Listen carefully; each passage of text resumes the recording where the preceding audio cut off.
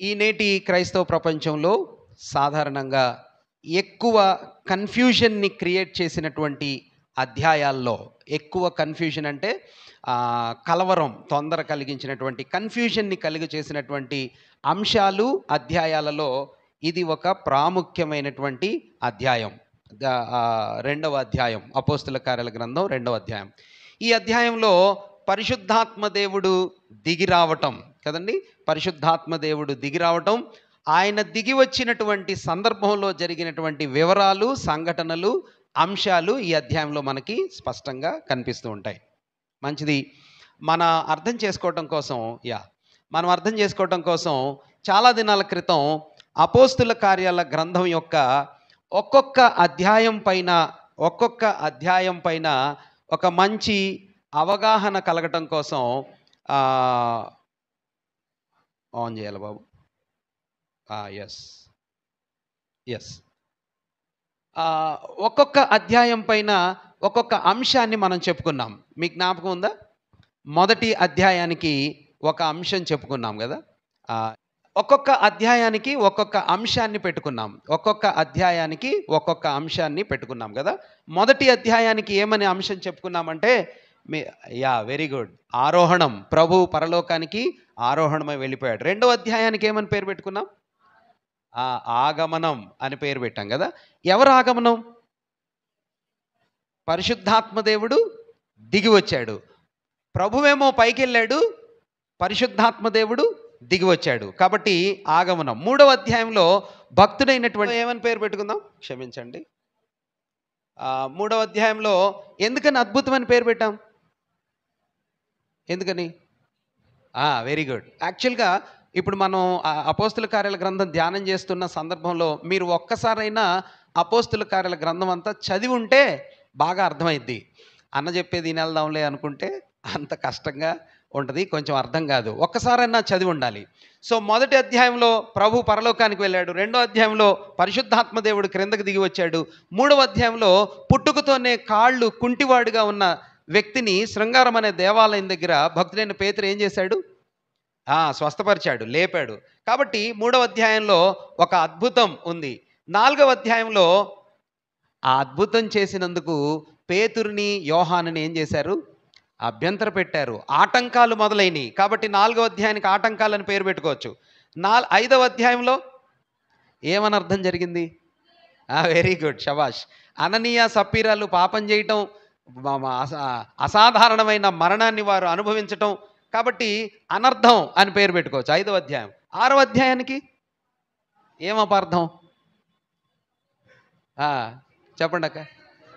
Very good, very good. ఎవరండి? విధవరాళ్ళ మధ్యలో గొడవ జరిగింది కదా.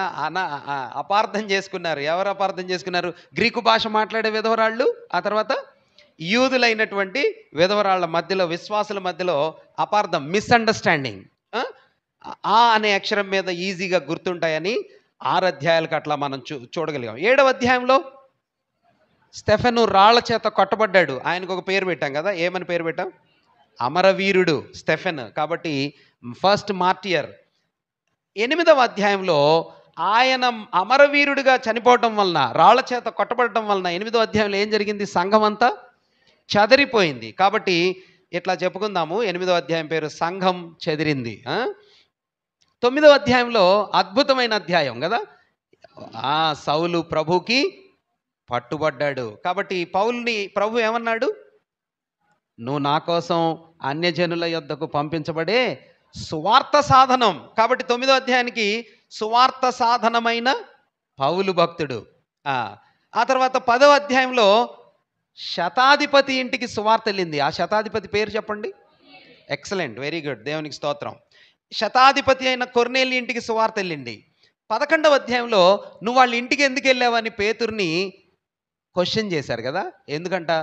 సున్నతి లేని వాళ్ళు నువ్వెందుకు వెళ్ళావని పేతురుని కష్టపెట్టారు 11వ అధ్యాయంలో. అప్పుడు పేతురు సున్నతి అనే సమస్యకి ఒక మంచి సమాధానాన్ని చెప్పాడు. తర్వాత 12వ అధ్యాయంలో ఏం జరిగింది? పేతురు అన్నేమో చెరసాల్లో ఉన్నాడు, సంఘమేమో ప్రార్థన చేస్తూ ఉంది. కాబట్టి సంకెళ్లల్లో పేతురు 12వ అధ్యాయం. 13వ అధ్యాయంలో మనం ఎప్పుడు చెప్పుకుంటూ ఉంటాం. ఏంటిది? అంతియోకయలో ఉన్న సంఘము పౌలుని బర్నబాని ఏం చేశారు? సేవ కొరకు సమర్పించారు. కాబట్టి సేవా సమర్పణ 13వ అధ్యాయం కదండి. 13వ అధ్యాయంలో ఏంటిది?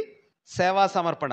14వ అధ్యాయంలో వీళ్ళు సేవ చేస్తూ సందర్శించిన స్థలాలు, ఏ ఏ స్థలాలకు వెళ్ళి వీళ్ళు సేవలో సందర్శన చేశారు, విజిట్ చేశారు, 14వ అధ్యాయంలో కనిపిస్తుంది. 15వ అధ్యాయంలో సున్నతిని గురించిన కాన్ఫ్లిక్ట్, గొడవ పెద్దదైపోయింది కదా. అప్పుడు అందరూ కలిసి ఎక్కడికి వచ్చారు? వెరీ గుడ్, యెరూషలేముకి వచ్చారు. కౌన్సిల్, యెరూషలేము కౌన్సిల్. సున్నతికి సంబంధించిన సంపూర్ణమైన సమాధానం, the right and the complete answer for the problem of circumcision. సున్నతి అనే సమస్యకి 15వ అధ్యాయంలో సంపూర్ణమైన జవాబు దొరికింది. ఎవరిచ్చారు జవాబు? ఎవరిచ్చారక్క చెప్పండి? యాకోబు, ఇంకా పేతురు. ఏమని చెప్పారు? పెద్దలు పౌలుకి, ఆ తర్వాత బర్నబాకి, అలాగ వచ్చిన వాళ్ళందరికీ చెప్పారనమాట. అది చాలా ఇంపార్టెంట్. 15వ అధ్యాయం ఒక కీలకమైన అధ్యాయం అది. 16వ అధ్యాయంలో మనమేం చూస్తాం? రెండవ సువార్త యాత్ర భక్తుడైన పౌలు మొదలుపెట్టాడు. ఆ రెండవ సువార్త యాత్ర మొదలుపెట్టినప్పుడు ఆయన వెళ్ళాలనుకున్న దారిలో ప్రభు వెళ్ళనివ్వకుండా ఏమని చెప్పాడు? మాసిదోనియాకి ద్వారాలు తెరవబడ్డాయి. కాబట్టి 16వ అధ్యాయం మాసిదోనియాకి ద్వారం తెరవబడింది. 17వ అధ్యాయంలో నేను ఎప్పుడు చెప్తా ఉంటా కదా, రెండో సువార్త యాత్రలో ఫిలిప్పి, తెస్సలోనికయ, బెరయ, ఆ తర్వాత కొరింథీ, ఏథెన్సు, కొరింథీ తర్వాత మళ్ళీ ఎఫెసు. ఇప్పుడు మనం తేలిగ్గా నేర్చుకోవచ్చు ఈ చార్ట్ వలన, లేకపోతే ఈ స్క్రీన్ వలన తేలిగ్గా నేర్చుకోవచ్చు. అయితే మనం గుర్తుపెట్టుకోవాల్సింది అంటే 17వ అధ్యాయంలో తెస్సలోనికై పట్టణంలో దౌర్జన్యం జరిగింది. పౌలుని ఇబ్బంది పెట్టారు. 18వ అధ్యాయంలో కొరింథీలో క్రొత్త కాపురం, ఉరికినే అట్లా పేర్లు ఈజీగా ఉంటాయని రాశాను, అకుల ప్రిస్కిల్లాలతో భక్తుడైన పౌలు క్రొత్త కుటుంబంతో జతకూడాడు. 18వ అధ్యాయం. 19వ అధ్యాయంలో ఎఫెస్సి పట్టణంలో సేవ. 20వ అధ్యాయంలో త్రోయలో ఆదివారం మేము ఆరాధనకి నిలబడ్డాం అని చెప్తాడు కదా. సో 20వ అధ్యాయంలో ఆరాధన ఆదివారం. 21లో వెనక్కి వెళ్తున్నాడు యెరూషలేముకి. ఏమని చెప్పారు అందరూ? మనం చూసాం, దేవుని వెళ్ళొద్దని చెప్పారు. ఎక్కడి నుంచి మొదలైంది ఆ ప్రయాణం? 21వ అధ్యాయం నుంచే మొదలైంది. 21 చాప్టర్ నుంచి మొదలైంది. 22వ అధ్యాయంలో యెరూషలేముకి వెళ్ళాడు. అక్కడ యెరూషలేములో ఏం జరిగింది? పౌలుని పట్టుకున్నారు. 22వ అధ్యాయంలో యెరూషలేము దేవాలయంలో భయంకరమైన అలజడి, ఆలయంలో అలజడి జరిగింది. 23లో సహస్రాధిపతి అయిన వ్యక్తి, సహస్రాధిపతి అంటే పోలీస్ కమిషనర్ భక్తుడైన పౌల్ని ఏం చేశాడన్నా? రక్షించాడు. ఎట్లా రక్షించాడు చెప్పండి అమ్మా? సహస్రాధిపతి పౌలుని రక్షించి ఏం చేశాడు చెప్పండి అమ్మా? ఎలాగ సువార్త ఏం చేశాడు చెప్పండి అమ్మా? Very important things. నేను రోజు మీకు వెరీ గుడ్, అవన్నీ నేను మామూలుగా ఒక స్టోరీ లాగా చెప్తా ఉన్నా, అది మీరు మనసులో గుర్తుపెట్టుకోవాలా. సహస్రాధిపతి దగ్గరికి వెళ్ళి పౌలు వాళ్ళ మేనల్లుడు ఏం చెప్పాడు? అంకుల్, రేపు మీరు జైల్లో నుంచి కోర్టు దగ్గరికి తెచ్చే లోపు మా మామయ్యని ఎంతమంది 40 మంది కంటే ఎక్కువ మంది మా మామయ్యని చంపేయాలని ఉన్నారంటే సహస్రాధిపతి ఏం చేశాడు? అప్పుడు సహస్రాధిపతి ఏం చేశాడన్నా? పెద్ద కైవలరీ అంటే కన్వాయ్ని సిద్ధం చేసి రాత్రికి రాత్రే 200 సహస్రాధిపతులని, లేకపోతే సోల్జర్స్ని అందరిని సిద్ధం చేసి యెరూషలేము నుండి ఎక్కడికి పంపించాడు? కైసరికి పంపించేశాడు. అందువల్ల పౌలు సేవ్ అయ్యాడు.